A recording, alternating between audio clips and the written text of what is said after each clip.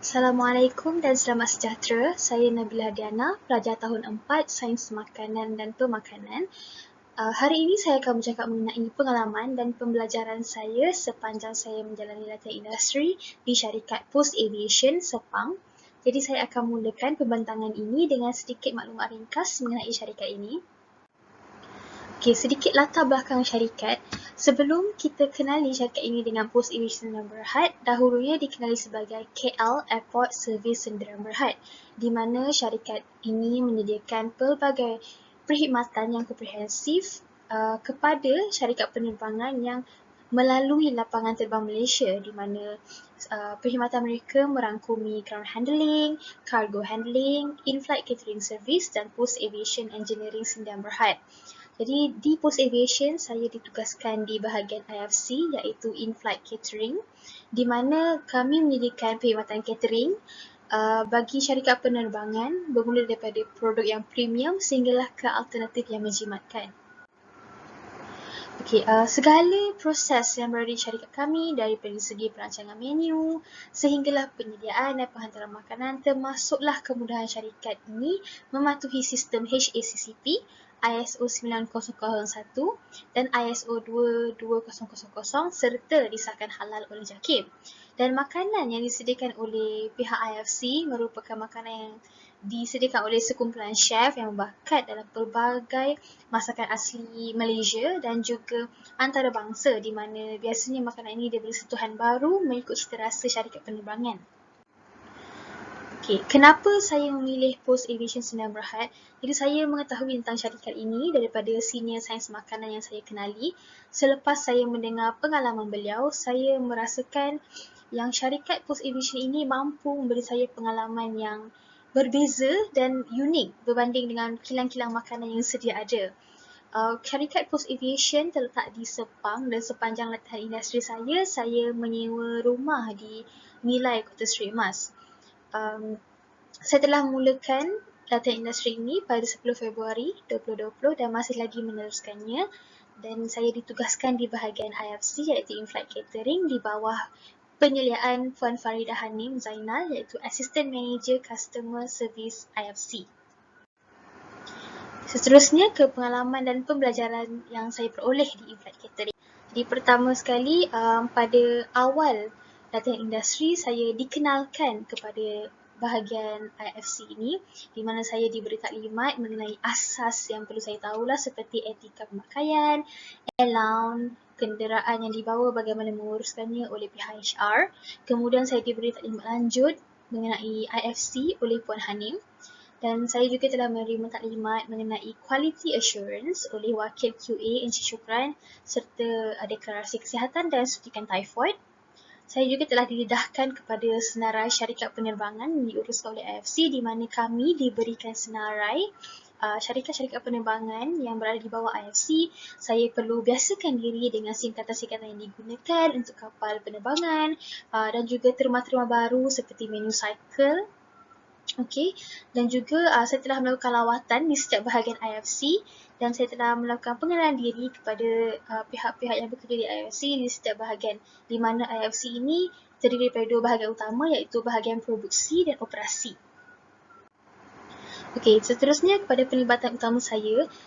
Yang pertama sekali ialah meal presentation. Jadi meal presentation ini kami dikira beruntung kerana bukan selalu syarikat akan melakukan meal presentation.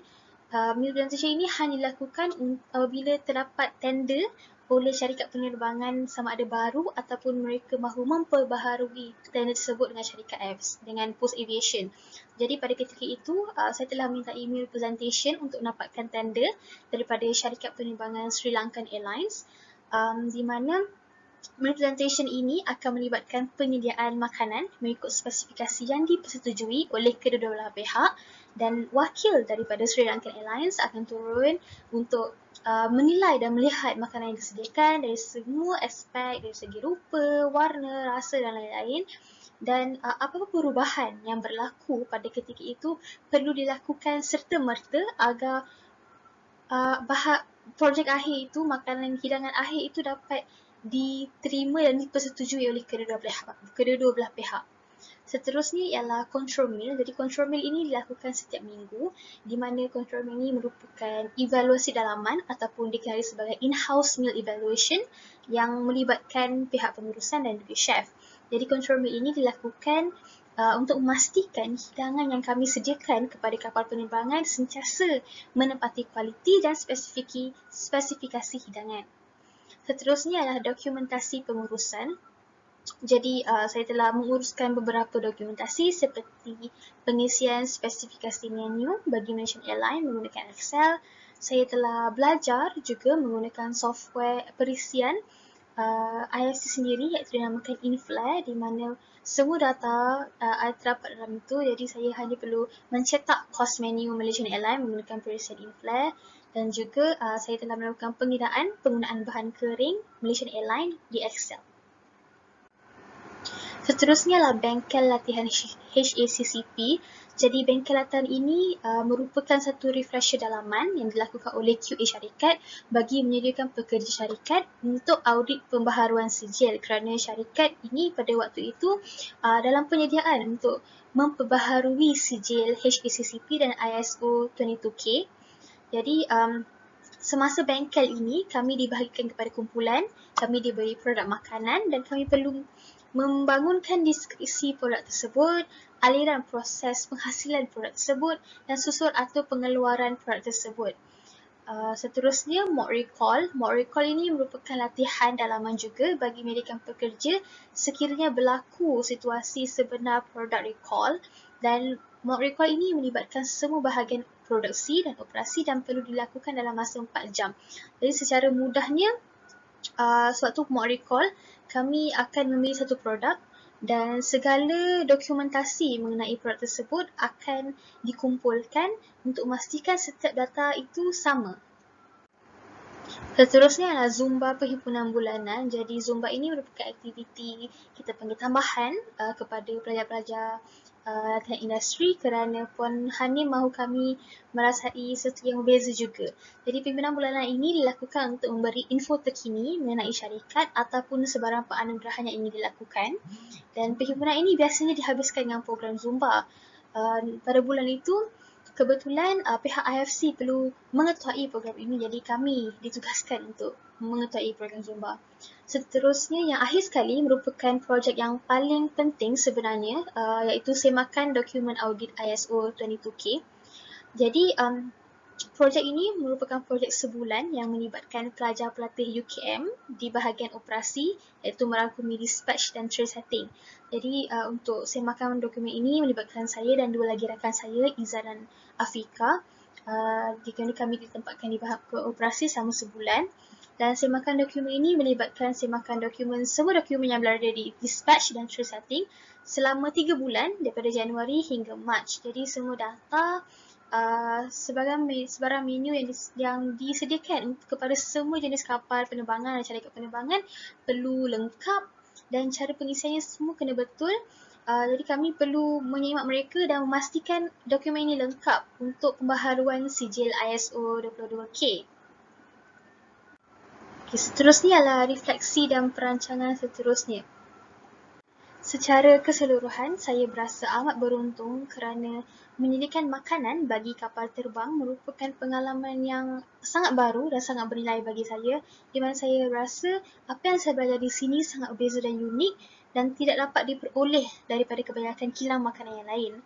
Selain itu, saya dapat mengasah kemahiran insania saya, di mana terutamanya bagaimana untuk belajar bekerjasama dalam kumpulan yang terdiri daripada pelbagai lingkungan umur, kerana di universiti biasanya akan dikelilingi oleh rakan sekuliah saja, tapi di post aviation saya perlu belajar bagaimana untuk berurusan dengan pihak yang lebih berpengalaman daripada saya.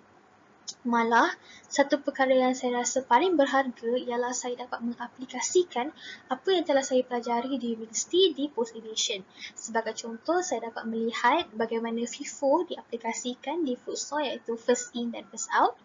Dan juga saya dapat melihat kawasan CCP di kilang IFC sebagaimana yang saya pelajari di dalam HACCP, dan juga sewaktu bengkel HACCP saya dapat mengaplikasikan teori yang telah saya pelajari di universiti ke dalam bentuk praktikal, terutamanya ketika harus membangunkan layout kedai makan dalam bentuk sama ada I, U ataupun L. Di universiti, saya rasa semua teori yang telah saya pelajari merupakan asas yang menyediakan saya untuk bekerja, dan saya rasa di post aviation ini saya dapat aplikasikan teori-teori yang telah saya pelajari dan saya dapat belajar bagaimana untuk menggunakannya. Menjalani latihan industri di sini juga dapat memberi peluang kepada saya untuk menentukan minat saya dalam bidang yang dipelajari. Saya masih meminati bidang pemakanan, tetapi berada di sebuah syarikat yang beri servis makanan seperti IFC merupakan satu yang sangat seronok bagi saya. Jadi bagi saya, minat merupakan satu faktor yang penting dalam mencari kerja, kerana minat itu akan menjadi dorongan kepada kita untuk bekerja dengan baik.